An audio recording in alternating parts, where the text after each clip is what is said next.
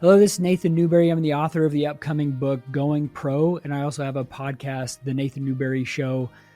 And on this episode for the Business Growth Architect Show, I'm going to give some insights around like freedom. We're going to go over like how to build a personal brand and the importance of everybody needing to do that now, and really looking at all the systems and operations and also how to build an irresistible offer that's going to really help you. So make sure to head over there and listen to the full episode. And hello, fabulous person. Beate Gillette here. I am the host of the Business Growth Architect Show, and I want to welcome you to today's episode where we discuss how to navigate strategy and spirituality to achieve time and financial freedom. Truly successful people have learned how to master both, a clear intention and a strategy to execute that in a spiritual practice that will help them to stay in alignment and on purpose. Please enjoy the show and listen to what our guest today has to say about this very topic. Welcome back. Beate Gillette here, the host of the Business Growth Architect Show. And today I have Nathan Newberry on the call with me. Nathan, I'm so excited for you to be here. Thank you for coming on the show. Yes, thank you for having me. I'm excited to share some insights and be with you here. And today we're going to talk about something that everybody wants. Freedom. Mm-hmm. So my first question is it really possible to have freedom through entrepreneurship? Because most people I see, that is not the case. They gave up 40 hours a week so they can work 60. Is freedom possible in entrepreneurship? Absolutely. But I think the struggle that you're identifying is what most people challenge with. It's like they're working 9 to 5 and they're like, hey, I want to be an entrepreneur because they get the, grassy, green grass on the other side of that perspective, but it's not, they trade to 60 to 80 hours a work week and they're more stressed than ever. It's because they traded one skill for 4 that they have to learn. And I'll give you a perspective of what I mean by it is in a job, you have practically one skill, and typically it's like marketing, sales, fulfillment, or it's like leadership and systems. And then they traded one skill that they had an expertise in their career and then realized they had to learn all 4. And so that was overwhelming to them. But here's the thing is entrepreneurship can give a freedom in life. And I kind of bucket it in these 3 different ways. Ultimately, we want more money, right? That's always helpful. We also want more time flexibility and freedom, which sometimes it gives, but most of the time it really kind of straddles us more than ever. And then the third one is impact. And that's something that God's given us all a different perspective about, which is serving others. And so if we align all 3 of those together, then that's kind of how I define what we can achieve with freedom. If we have all 3 of those things aligned, then that kind of defines kind of freedom for us: money, time, and then even more of the impact of why we're doing what we're doing. Yeah, which is a very aligned with what we talk about, is that we want to make sure that when you embark on this venture, that you actually do so with purpose. Mm-hmm. And with an intention to get very clear on what it is that you're trying to do. Because most people, and I've talked about this on the show many, many, many, many times, is that they go to internet marketers because they don't know on what they're missing. And then they are coming across something that sounds reasonable, right? So it sounds reasonable to speak from stage. It sounds reasonable to learn how to do lead generation. It sounds reasonable to do a marketing and Facebook ads strategy.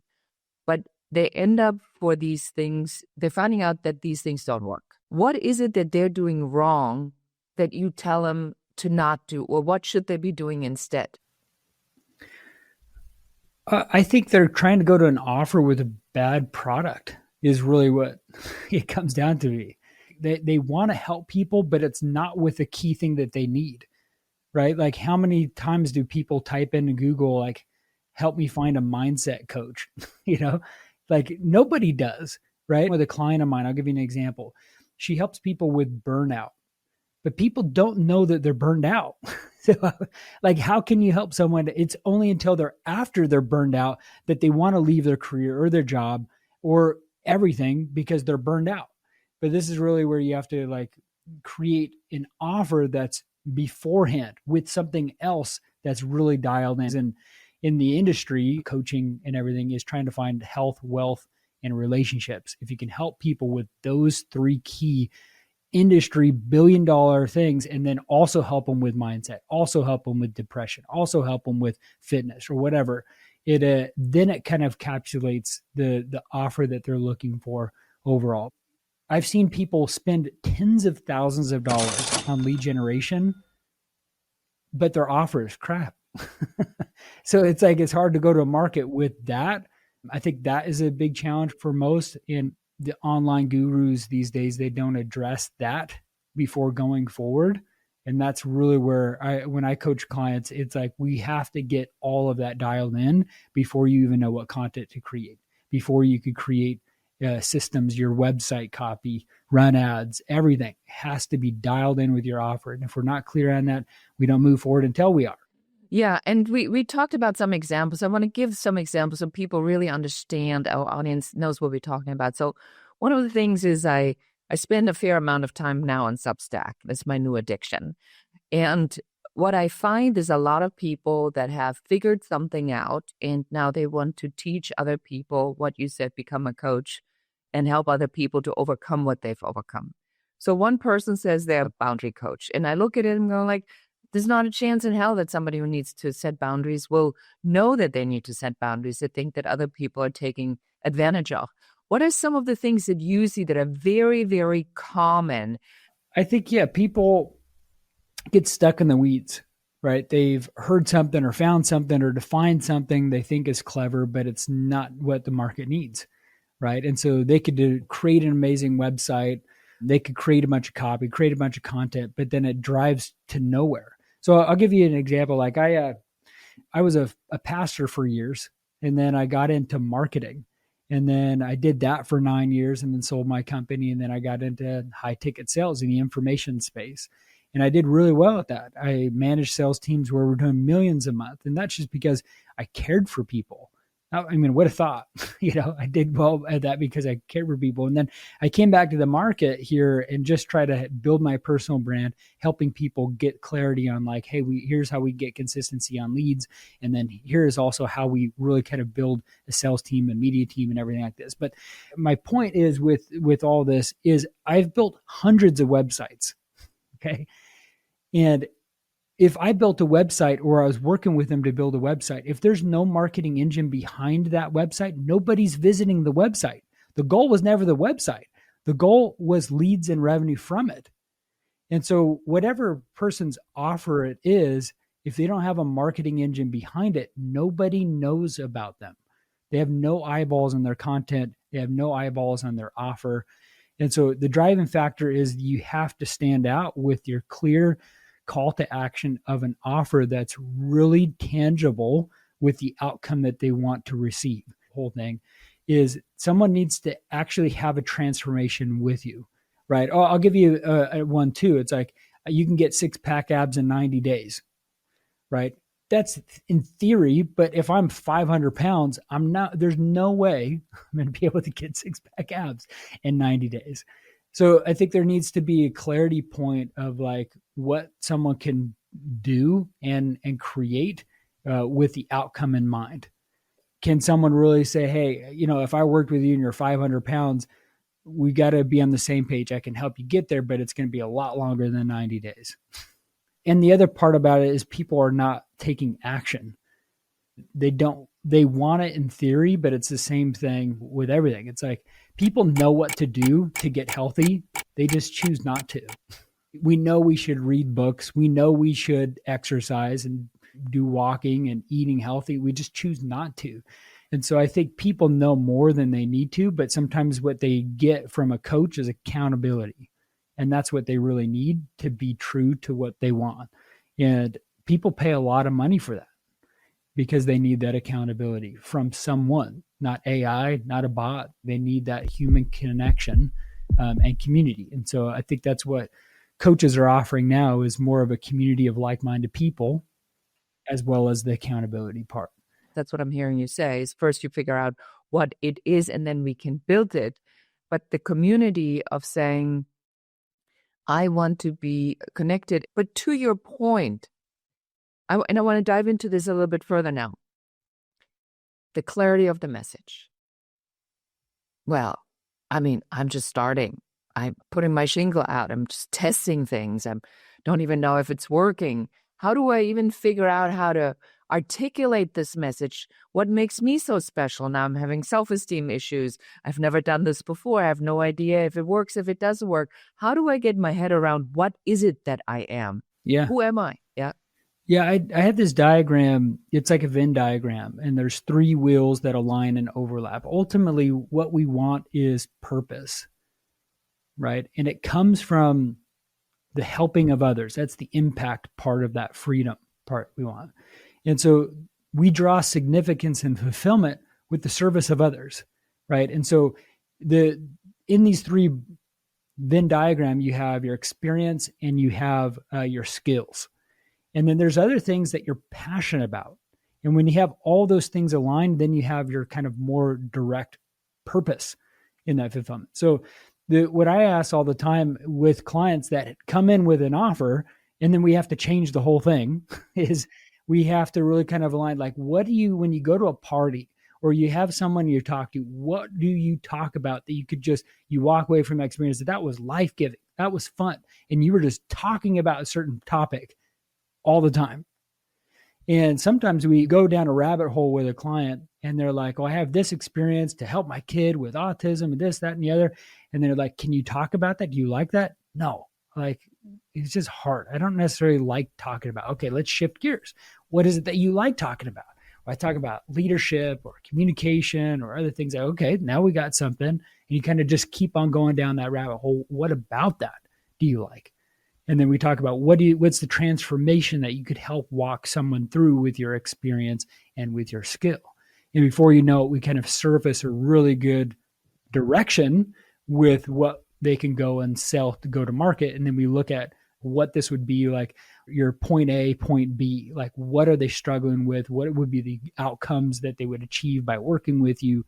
All of that. It's just going through a conversation flow with someone to really kind of get those light bulb moments of like, this is what I could talk about all the time. Because the goal with coaching, and most of my clients, this is not their main thing. They've had successful careers as a doctor or a dentist or other aspects. They're just coming down and saying, hey, I need to build a personal brand and I want to give back. And I really want to make this as a long-term thing to create amazing content, to help as many people as I can in a global audience, not just with a local market maybe that they were working in. This is really where we're crafting something they could do the rest of their life, and they feel that alignment of that purpose that they've missed so often with just the current clients that they were working with, or where they didn't have control in their career. Now they're be able to take a direction that's aligned with what they want to talk about and what they really can help people with. I think that's a very powerful way to look at this from the perspective, the mess becomes the message. As you know, the obstacle is the way. As you work through something, then you are stepping into that to help other people overcome the same thing. And you already have proof of concept because you overcame it yourself. And you maybe have hired someone, or you had to figure it out and do some research. And so that's, I think, a good way to get started, because people are not the only ones with that particular problem. I don't think it's easy to do this on your own. I have yet to find any, maybe once ever so often somebody walks into my world and they somehow stumbled upon what their differentiation factor is. Most people cannot see it. It's impossible. We don't see our brilliance because that's just us. Other people see our brilliance. So when somebody now walks into your office or wants to work with you or your team, take me through this process of, so you take them through this conversation, your process of helping to figure out what the impact is that they want to make, what they're passionate about, what they can talk about, what the transformation is that they can offer. So now we have that. How do we build that business? How do I now create the freedom? Yeah. Well, the ultimate goal is creating the system now from that purpose defining. And so we got to really kind of look at optimizing every single channel out there. The goal is omnipresence. Okay, there's a report that Google came out with called the 7-11-4. So it meant that someone spent 7 hours of time with someone at 11 different impressions all over different platforms in 4 different locations and channels. So Google came out with that. So when someone's about to work with someone, or it takes them 7 hours on all these different platforms and time to really build that trust with understanding this person's there. So this is why it's really important to have an omnipresence, because some people will be more likely on LinkedIn than they would with Instagram or with Facebook or X. And some people, wherever that is, you need to be able to have a cross multiplication of your reach. And so the easy part is just like creating all those platforms, optimizing it with your message, right? Of like your I help statement of like, I help person get this transformation, right? And when they make that clear online, from banners to profiles with a direct link for them to message you on a call to action, and then all your content is going to be directed toward the pain and the goals that those people have. And then ultimately you have call to actions in stories or on posts to say, hey, like if you want this transformation, message me and we can have a conversation.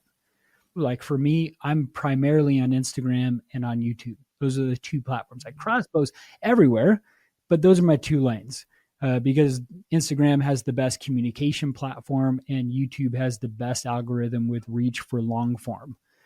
And if I can get someone to spend those 7 hours, maybe on average, through long form content rather than just the 1-minute reel or short, then it will like increase the speed that someone will trust and connect with me further. So this is where long form is really important. So I do that through podcasts, because I have my own podcast just like you do. That's always helpful, and it builds authority, because when you interview amazing people, there's the transfer of trust that happens. The other part is just like taking those snippets of things and creating reels and creating value. And so now that you know the direction you're going, because most of the time people didn't know what direction or offer they had, they were just kind of winging it and like putting things out. You just have like look at the camera and make content, and then build a media team around you, so you don't have to upload it and do all the edits. You just kind of manage some things like that. We could talk about how to get that freedom by building media and sales team, because ultimately the goal is to be able to be coaching and to be able to create value with your content. And if you can be in those hot seats, you're going to enjoy your business so much more than just, doing everything and all the admin stuff. That's where it gets tiresome and people wear out pretty quickly. Yeah, I think most people get really worn out because they don't have enough leads, and because they can't convert the leads, and then they don't have the cash flow so that they cannot hire the people to support them. And then they burn out inevitably, because then you're trying to get too much done. So in the beginning, when we are building this, so let's say I have my differentiation factor, I got my language down, I got my clear transformation statement figured out, I'm picking a platform that I feel comfortable in, I'm increasing my time spent on Substack, because I find it to be a very, very powerful vehicle right now of everybody who's sick and tired of the big media companies to have real conversation. We'll see how long that takes until the internet marketers are taking over that. But for now, it works. I love YouTube like you do, because there is intimacy in the conversation between you. There is an enormous amount of trust building done in a short amount of time. So make sure you get good playlists together, so when you hook someone, that they'll stay with you for as long a period of time. So how do I get over the hump is my question, my next question for you. How do I get momentum to get this going without being frustrated? You can get leads by just doing that organic content, right? By just putting out valuable content, you can grow and get leads and close deals. Alex Hormozi, in his book called $100 Million Leads, comes up with a category of like, there's 4 ways to get leads. And I like his way that he did. You could do, content, free, valuable content. The other one is paid ads. The other one is warm outreach and cold outreach. Okay. Those are key ways that someone can get leads. Like you can DM people cold, or you can DM people that are, in your network or all your followers and say, hey, I'm doing this now. Would love to get your feedback. Or if you know someone, like there's ways to do that. Warm outreach could be being on someone's podcast. It could be on stages where people now are on you. They see you on stage talking about something, and you say, hey, DM me if you'd like this, checklist. You want this playbook or whatever. It then invites them to raise their hand saying, yeah, I'd love to have that freebie and have that conversation with you saying, hey, where are you at? How can I help? And so I think there's really easy ways, but people build that connection with you with free content. And then ads, this is where people get in trouble with it. If they don't have those clear message, they don't have the content, they can run ads, but then it goes nowhere because people just burn through money hoping that it turns into a lead, and then it turns into low value clients or low value prospects that either don't have money or they don't have the value that you want to work with them on. So this is really where ads are an amplification of what you are doing already from that. And there's different types of ads that you can do, and there's different strategies from webinars and all sorts of stuff that you can do. But the key thing that you can easily do is just create a lot of valuable content, and then you just drive more amplified traffic to those sources. And then you just make sure that you're messaging everybody on those platforms that follow you. Yeah, what I'm hearing from you really is a very simple way to look at this. Get clear what makes you different. Make sure your message talks about what's in it for them, the transformation message. Figure out where they are, and then make sure that you spend enough time with them on these platforms. Do you think that the time spent on the platforms is where it goes wrong in the expectation? I mean, I've been an entrepreneur for 40 years. So back when I started, we said it was the rule of 7 touch points. And 7 touch points meant, they had to get a postcard or they had to get a phone call or something. 7 hours, that is a long time for somebody to spend with you. Do you think people miss that? Is that one of the big issues, that they miss that, the amount of time it takes now? In terms of like if someone converted or not? Yeah. I think it depends. I mean, it doesn't have to be 7 hours. Like if, a friend said, hey, you got to go talk with them, they're the best. There's already a trust that's already built. And so it's easier to convert those leads that are already there. They just found you and likes and resonate the content. I think that is like an average that Google found that may or may not be true with whatever offer that someone has. But I think it's a good clarity point. I mean, the saying that's floating around is there's a trust recession. If there is or isn't, I don't know. People are always needing help and buying coaches and information. Even the Bible way back talked about wisdom, and all you're getting, get wisdom. Buy it. It's like back in the Proverbs, thousands of years ago, people still bought knowledge. And before schools were around, if you were wealthy enough to send your kids to have a tutor, then you would have that information to bestow to your kids. And so I don't think it's a new thing. I think it's just a new way that people are packaging and presenting it, because now I can reach a global audience when we weren't able to do that before. Right. So it's just a different way that we're packaging information. It's not a bad thing at all. It's a good thing that people are going out there and sharing their expertise now than ever.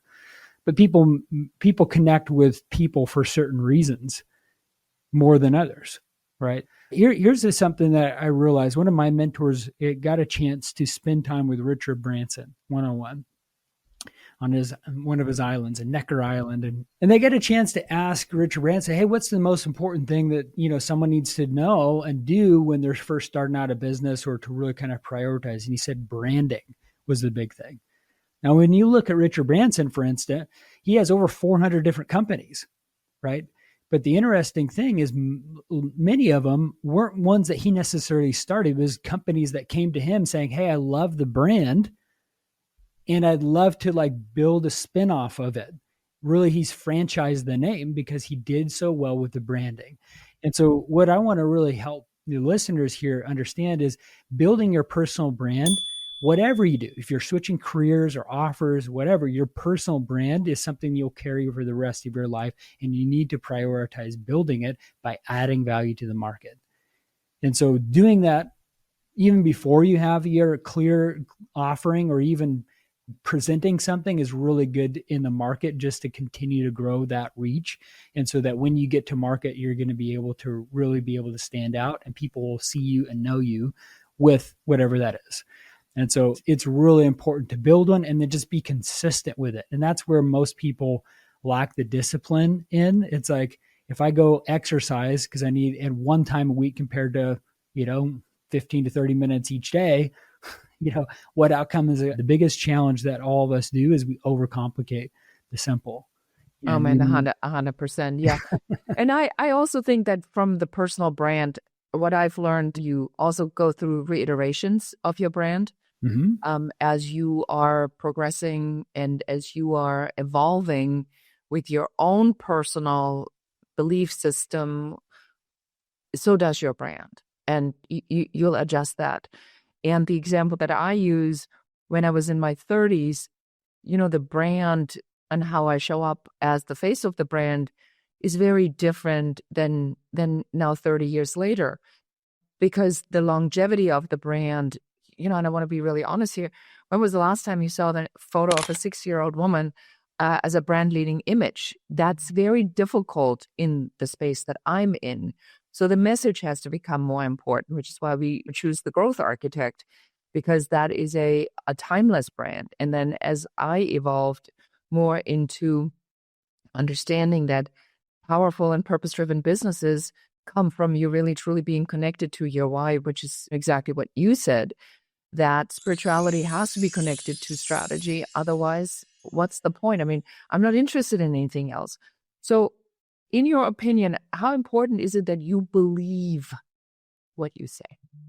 Oh, absolutely. Like being in the marketing and sales space, there's a big overlap, right? But the best salespeople that I've ever met had two major traits. Okay. They were confident in knowing who they were, why they were here. They're connected with their maker because they know who they are. And so the swag, the way they present, they're not meek, they're not shy, they're just confident. Not mean that they're arrogant or jerks. The other one is conviction. Conviction, knowing what they're offering is going to help someone.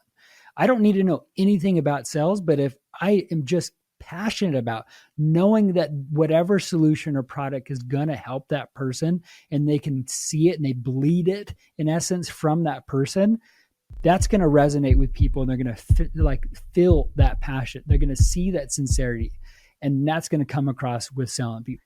I didn't know anything about sales. I just know that I was passionate about whatever I was selling.